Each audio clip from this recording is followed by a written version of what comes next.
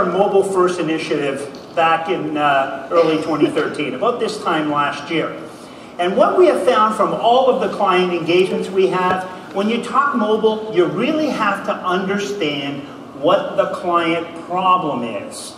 Because when you talk mobile, some clients are trying to deal with how do I build applications? How do I enable myself to support all of the various platforms that are out there, from iOS to Android to Microsoft Windows? And then how do I connect those systems, these systems of engagement, to the systems of record? Because a lot of clients, when they talk mobile, will talk about the transformation. The transformation is a change in the business process. Mobile is not about, oh great, I've got a web front end, now I'm going to have a mobile front end. In fact, the interaction pattern changes. The flow of data, the flow of the interaction changes, the user experience changes. And so when you're going to change the experience, you're also going to change the business processes.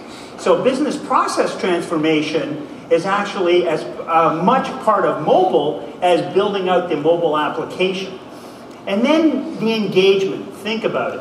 Think about all of the information that is being gathered on mobile devices today. That is the new interaction pattern for a lot of our clients. All of that information about what they look at, how they look at, what flows are becoming increasingly important. We've got to take that data and we've got to mine the data. It is a big data opportunity because 80% of all applications that are downloaded on a smartphone are erased in the first 60 days. Think of that. 80% of the applications. Think about your own. How many of you put a lot of applications, every once in a while you'll go in and you'll start to delete them if they don't provide you value? So if you're building a mobile application, isn't it imperative that you understand what your users are doing?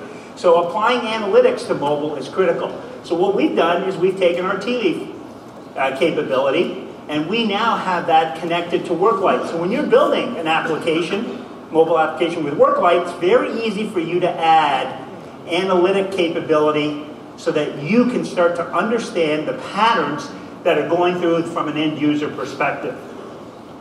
And then in optimizing, you have to understand two fundamentals. Security, security, security. Because guess what?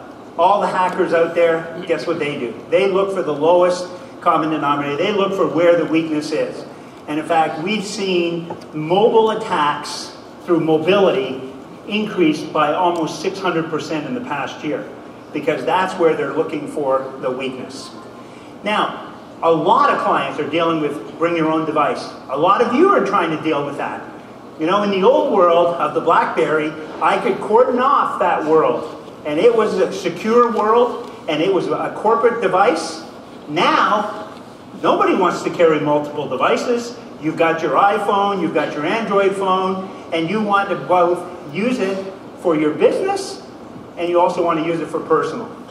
So the ability to really containerize that capability and separate, you know, the capability within the phone is becoming increasingly important. That's why we bought FiberLink. FiberLink actually helps you manage in a bring-your-own-device world. And in fact, since we acquired it in early December, we've added over 50,000 IBMers are now on that technology. And we deliver it as software as a service, not on-prem. So when you think mobile, you have to understand the domain that the client thinks about mobile.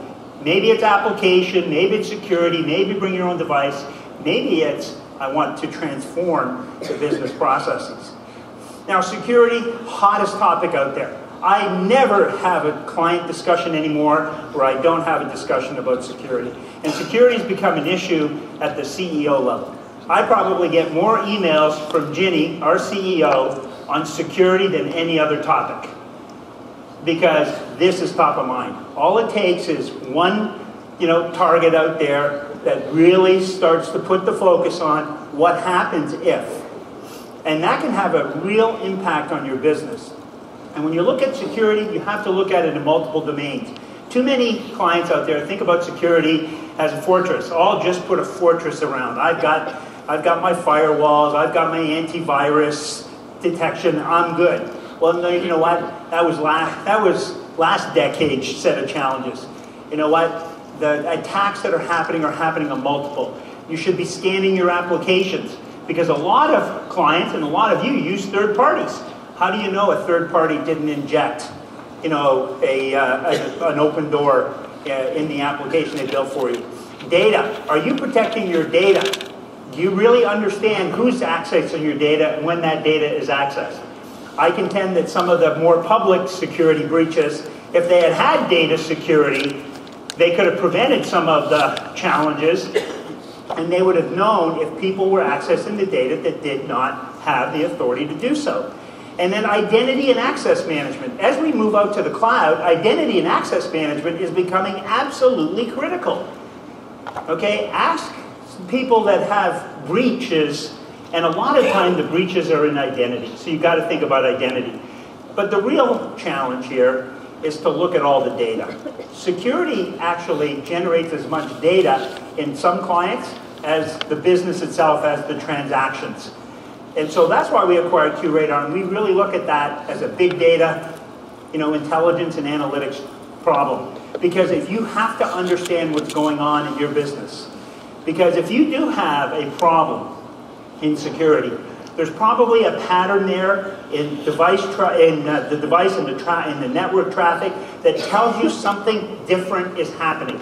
And you want to know it, not 90 days after. You want to know it as it's occurring so you can take action. So a lot of opportunity here in security. And you got to look at it. Security and cloud go together. Security and mobile go together. Security and social go together. So you really have to have an understanding of security to play. Now on the cloud, you know, it's very simple. We have acquired an amazing capability in SoftLayer. As a middleware provider, we are going to take all of our middleware services and we are going to expose it on the cloud. Watch this space. Hopefully many of you will be at our Pulse conference here in a week and a half, and we're going to make a whole set of announcements in this space. Because we are now able to utilize the set of capabilities in SoftLayer that we never had before.